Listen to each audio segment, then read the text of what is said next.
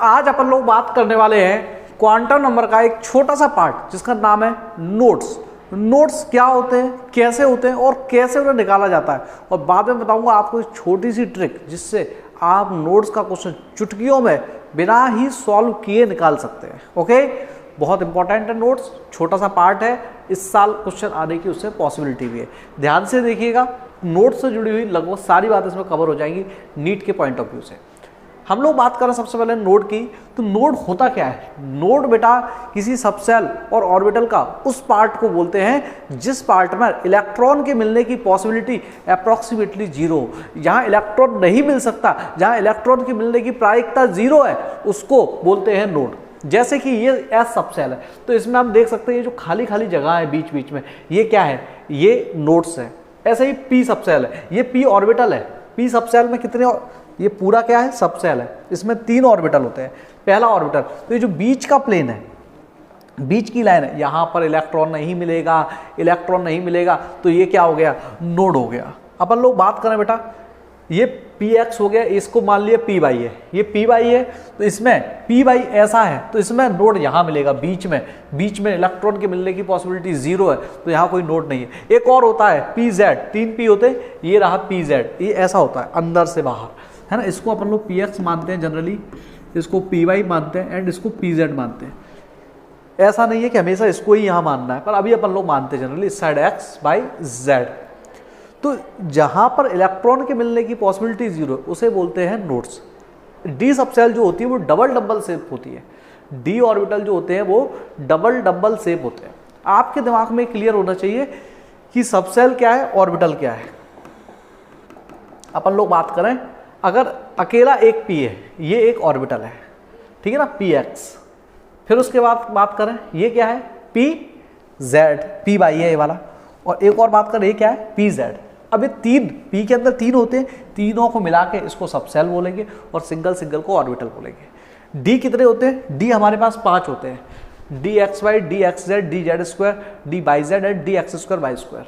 5 orbital D के अंदर होते हैं, उनमें से एक ऑर्बिटल मैंने आपके सामने बनाया है। सर कौन सा वाला है? सपोज कि ये एक्स एक्सिस है और सपोज कि ये बाई एक्सिस है, तो ये वाला एक्स और वाई के बीच में ये एक्स और ये बाई, तो ये डी एक्स वाई हो गया।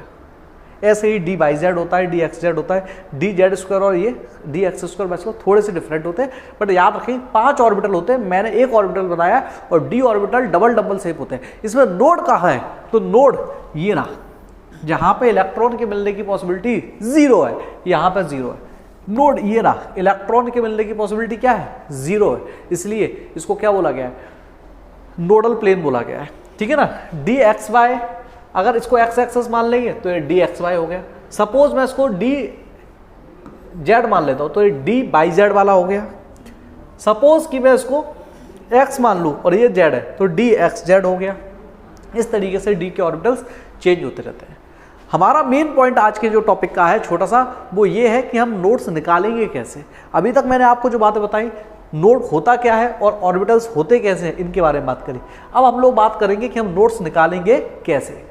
तो नोड निकालने की जो मैं यूनिक ट्रिक आपको देने वाला हूँ, बहुत ही यूनिक है और बहुत ही ईजी है। 1 मिनट में आप अभी सीख जाओगे, बस 1 मिनट बहुत ध्यान से सुनिएगा इस बात को। हमको मान लीजिए मैं आपको number of nodes in 4 shell के सबसेल में हम नोड्स निकालेंगे। नोड्स सबसेल में निकाले जाते हैं, ऑर्बिटल में देखे जाते हैं, ठीक है ना। सबसेल में निकालेंगे। मैंने आपके 4th के अंदर 4s लिख दिया है, 4p लिख दिया है, 4d लिख दिया है, ठीक है ना। 4f नहीं लिखा है क्योंकि 4f की शेप अभी तक बिल्कुल क्लियरली वेल नोन नहीं है। 4s, 4p, 4d। तो याद रखेंगे नंबर ऑफ नोड्स कितने होते हैं किसी भी सबसेल में। याद रखेंगे number of nodes in subshell, हमेशा याद रखेंगे direct n-1। Most important point है। n क्या है? Shell number. अगर सेल नंबर 4 है तो इसकी सबसेल के अंदर 3 नोड्स होंगे। देखो 4s कितने नोड्स होंगे? तो इसके अंदर नोड्स होंगे 3 नोड्स होंगे आपके। 4p, भले ही 4p क्या है? 4th सेल की एक सबसेल है, तो इसके अंदर नोड्स कितने होंगे भैया? 4 से 1 कम कर लो, 3 होंगे। 4d कितने नोड्स होंगे? 4 से 1 कम कर लो, इसमें भी 3 नोड्स हो गए। नंबर ऑफ नोड निकालना किसी भी सब सेल में बहुत आसान है। जिस सेल की नोड निकाल रहे हैं, जिस सेल की सब सेल में नोड निकाल रहे हैं, उसमें 1 कम कर दो। 4 सेल में 3 होते हैं, इसमें भी 4s में 3, 4p में 3, 4d में 3। कैसे पता चलता है? n-1, n की वैल्यू 4 है तो 1 कम कर दिया। अब नोड्स जो होते हैं किसी भी सब सेल में 2 टाइप के होते हैं, एक होते हैं एंगुलर नोड और एक होते हैं रेडियल नोड। एक होते हैं एंगुलर नोड और एक होते हैं रेडियल नोड। एंगुलर नोड और रेडियल नोड क्या होते हैं, इससे बहुत ज़्यादा कोई फर्क नहीं पड़ने वाला, पर ये कितने कितने होते हैं ये वो आपसे पूछ लेता है। बहुत सिंपल तरीका है, याद रखेंगे। जैसे आपने एक बात ये वाली देखी, एक और बात याद रखेंगे। एंगुलर नोड का मेरा छोटा सा फॉर्मूला है, angular nodes equals to L. हमारी जो एल सब सेल है, हमारी जो एल सब सेल है, एल क्वांटम नंबर है, वो सब सेल को रिप्रेजेंट करती है। एल क्वांटम नंबर सब सेल को रिप्रेजेंट करती है, उसका नंबर जितना होता है उतने ही एंगुलर नोड होते हैं। सब सेल क्या है? एस। इसके लिए एल की वैल्यू क्या होती है? 0। तो इसके अंदर एंगुलर नोड 0 होंगे, तो बचे 3 के 3 क्या होंगे? रेडियल नोड होंगे। 4p में टोटल नोड 3 है, एंगुलर कितने होंगे भैया? इसके लिए एल की वैल्यू क्या है? एल की वैल्यू p की होती है 1, आपको पता है। तो इसमें 1 एंगुलर होगा और बचे हुए 2 क्या होंगे? रेडियल होंगे। 4d में टोटल नोड कितने हैं? 3 है, 4 में से 1 कम करके बताया। और इसके लिए एंगुलर नोड कितने? एंगुलर नोड बेटा d की वैल्यू कितनी होती है? 2 होती है एल में, तो 2। बचे हुए कितने हैं? 1 नोड आपका रेडियल होगा।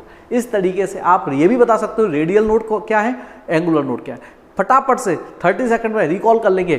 नोड्स क्या है? जहां इलेक्ट्रॉन मिलने की कोई पॉसिबिलिटी नहीं होती उसे नोड कहते हैं। किसी भी सब सेल में हमें नोड निकालना है, कैसे निकालेंगे? तो सीधी बात है, आप सेल नंबर में से 1 कम कर देंगे तो आपको टोटल नंबर ऑफ नोड मिल जाएंगे। 4s में 3, 4p में भी 3, 4d में भी 3। क्यों? क्योंकि सभी की सेल नंबर 444 है। ओके, अब नोड 2 टाइप के होते हैं, एंगुलर और रेडियल। एंगुलर नोड निकालने का तरीका क्या है? सब सेल के लिए जो एल क्वांटम नंबर है वो, तो एल क्वांटम नंबर इसके लिए 0 होती है, तो एंगुलर 0, बचे हुए 3 है। इसके लिए एल क्वांटम नंबर 1, तो बचे हुए 2 radial. L quantum number 2 D के लिए, तो बचा हुआ 1 रेडियल। बेटा नोट्स तो आपने पढ़ लिया, बट जिन स्टूडेंट्स ने अब तक क्वांटम नंबर की क्लासेस नहीं ली हैं उनकी लिंक इसमें दी गई है। आप उन क्वांटम नंबर की 3 क्लासेस को जरूर लो। क्वांटम नंबर का कैसा भी क्वेश्चन हो आपका गलत नहीं होगा। नीट में जो आने वाला है बस उसको अच्छे से आपको पढ़ना है। और इनऑर्गेनिक केमिस्ट्री का गेटवे होता है क्वांटम नंबर, तो ध्यान से पढ़िए। Wish you best of luck. Thank you बेटा।